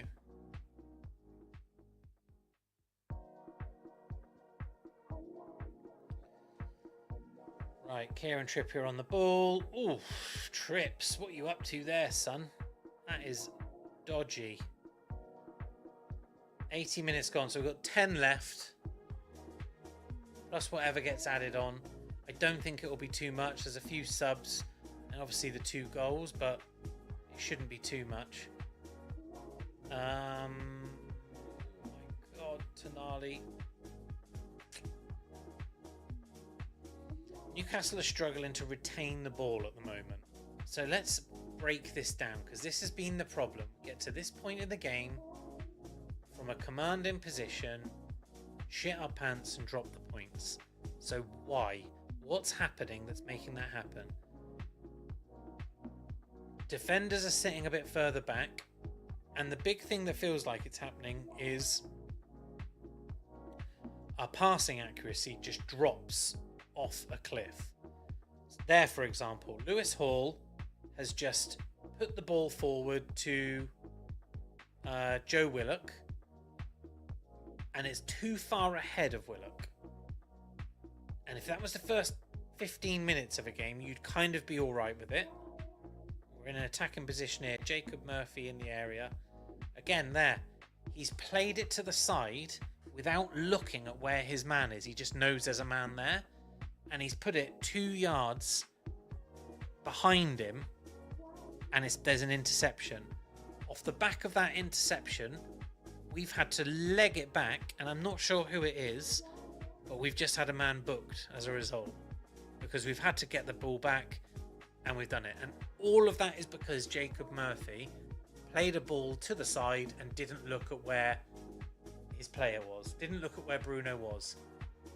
And it's Trippier that's been... Is it Trippier? No, it's Lewis Hall. Lewis Hall pulled him back. Has he been booked for it? Yeah, he has. He's been booked for it. That's what I'm talking about. That is what I'm talking about with Newcastle. I'm delighted. We're likely to win this match. It's the last one of the season. It's St James's. I can't whinge. They've nearly conceded another there. But Newcastle don't make it easy for themselves at all. Don't make it easy for themselves at all. And I think a lot of it comes down to passing accuracy at this point of the game. So what do you do when you're looking to improve passing accuracy in the last 15-20 minutes of the game? Is it a question of improving cardio so that they aren't as ragged and they feel like they can make those passes better? Is it about choice of pass? Do they need to improve that? Is it about signings? They need to sign people that retain the ball better. Whatever it is, that's the issue. Because even then, what I've just seen, ball comes forward. Bruno Guimaraes, instead of trying to control the ball, pings it off his own chest and then tries to turn on it and loses the ball. And fuck me, just as you don't want to be losing possession, who do you bring on? Elanga. Elanga. Anthony Elanga is coming on.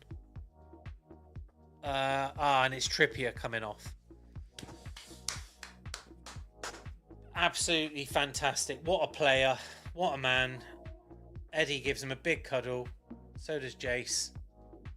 Back in he goes. Whole of Newcastle United Football Stadium, St James's Park, on their feet for Kieran Trippier as he comes off. Look at that. That's so nice to see. And that's him done then for Newcastle. It was Elanga that went on, and also Asula has come off for Wissa.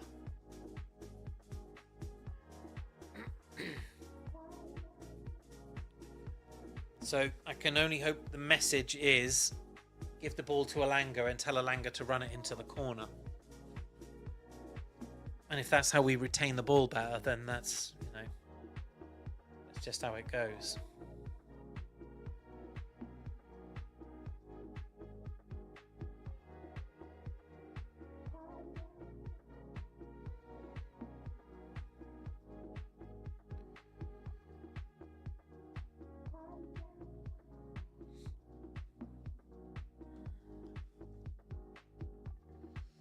Time 86 minutes gone. 3-1 to Newcastle United. So with this, let's have a look at the league table.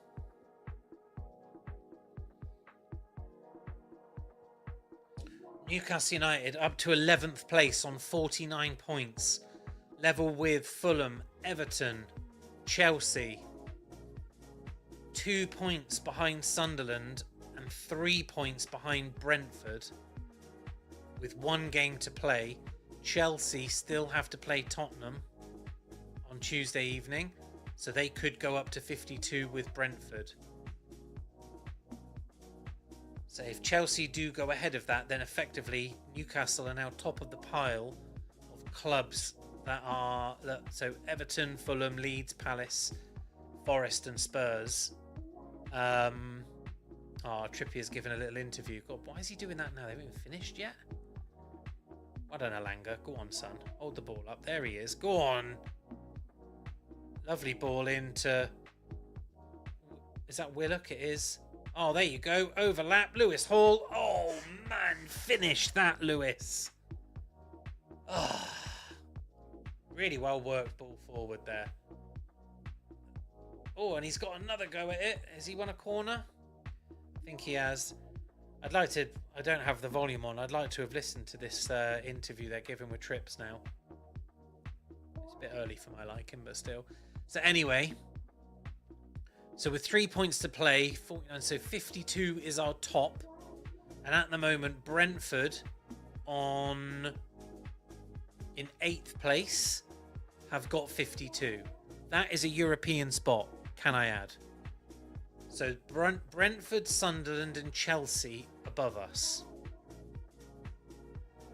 Chelsea with a game in hand. We could really do with Spurs winning tomorrow night. Or Tuesday night. Because if there's an opportunity for us to finish 8th, that would be wild. European football from the clutches of relegation 2 weeks ago. Hey Hugo, my guy Hugo there. When did you? You know, a couple of minutes ago. First week of the competition is ending. Quite right. So we run Predictfully, prediction market, predictfully.app. Go set up an account, and we run weekly competitions with cash prizes, and they are free to play. You just complete some quests to pick up some free points. Predict with your points to win more points, and the people who win the most in a week win cash prizes. And there is the link. Fair play to you, Hugo. Thanks for reminding me. I've just been berating Newcastle United despite the fact that they're winning 3-1. And they could qualify for European competition. Does that 8th place take into consideration if Arsenal win the Champions League and Villa and Palace also win their European tournaments respectively? That'd be good, wouldn't it? Imagine if we won all 3 English clubs. Lovely ball in there from West Ham. Pope comes out and claims it. What are we on? 89 minutes, so 25 seconds left of normal time. So the man with his board will be out in a minute. Bruno, seemingly in acres of space, moves the ball forward. Big Dan Burns decided to go up for a run up top. Willock's been class when he's come on. Corner ball.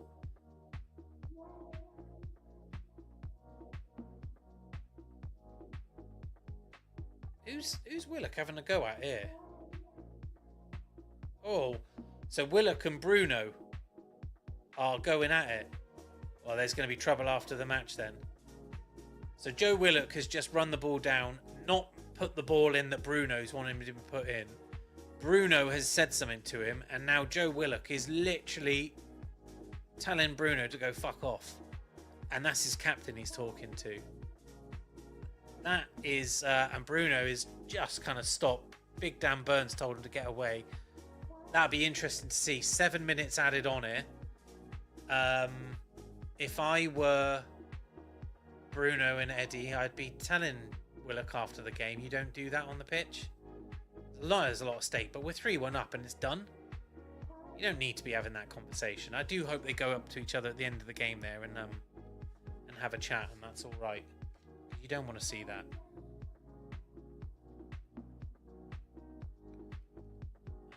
You don't want to see that.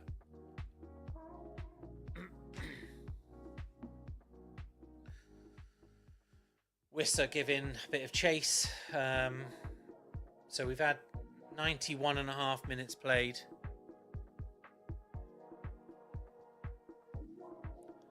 Hugo answering my question. Now, if Villa and Arsenal both win the finals, EPL could get 10 European spots. See?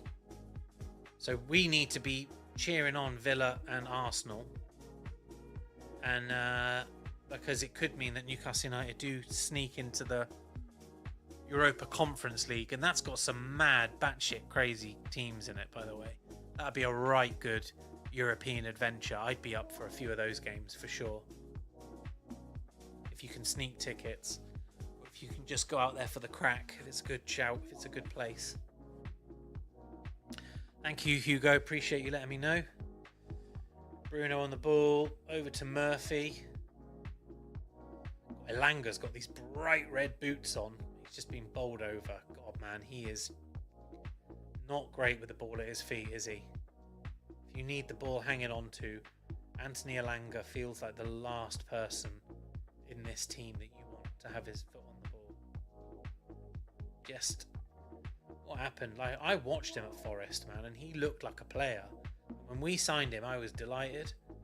It has not gone well for him this season at all.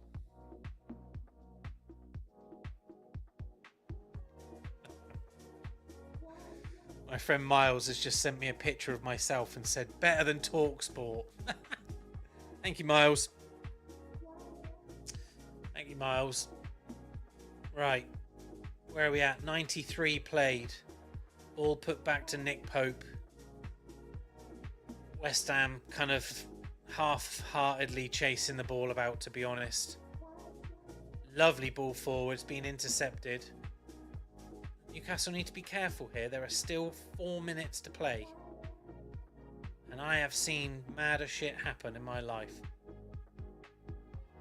What was the game that Newcastle played? And I think they were 2-0 down. I think it was against Everton. They were 2-0 down and we were in injury time and we scored 2. Was it against Everton? I tell you, man, it was the maddest thing. Newcastle... Everton draw. Where was it?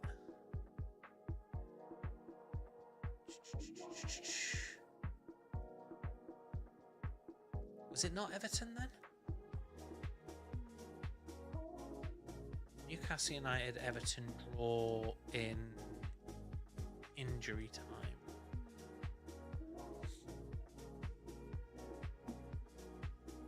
Everton conceded 2 injury time goals. That was when Ancelotti was in place. Injury time goals to draw against Newcastle 2-2. That was when we had Steve Bruce. Newcastle boss Steve Bruce said, with all the problems we'd had, to get 2 goals in injury time is remarkable. That's exactly what you want. It was Lejeune as well, wasn't it? That player, and he got both. Florian Lejeune nets 2 injury time goals.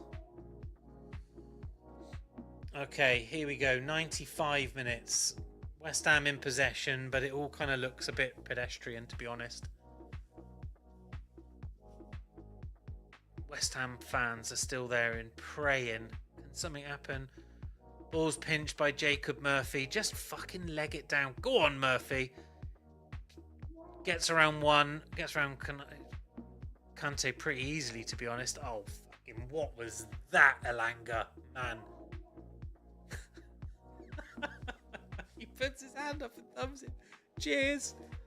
The ball's gone into the middle and he's... I don't even know what to say anymore about Elanga. I wanted him to be good. I was speaking to my mate Poyo the other day and he was like, there's a player in there. There's a player in there. And I'm like, yeah, I think so too, but fucking God knows where. I don't know where the player's gone. Because I agree, I think there is a player in there. And we saw, like, in that game against Barcelona when he scored 2 in the first half. There's something in him, but is it confidence? Is it being, you know, being at the, is it the club? Is it the pressure? Oh, what a challenge. Who the fuck was that? Was that Wissa? My God. 45 seconds left. I think we can safely say that is it. So I'm going to jump straight out of this because I've got to go and record a podcast with somebody. So I want to say thank you, everyone, for tuning in. 480 of you. Really appreciate you all coming out this evening and watching me instead of listening to proper commentary. Drop me a message, give me a follow, all the rest of it. If you've got any questions, let me know. Otherwise, I will see you all next time. Wait for full-time whistle, but that is 96 and 49 seconds, so we're pretty much there.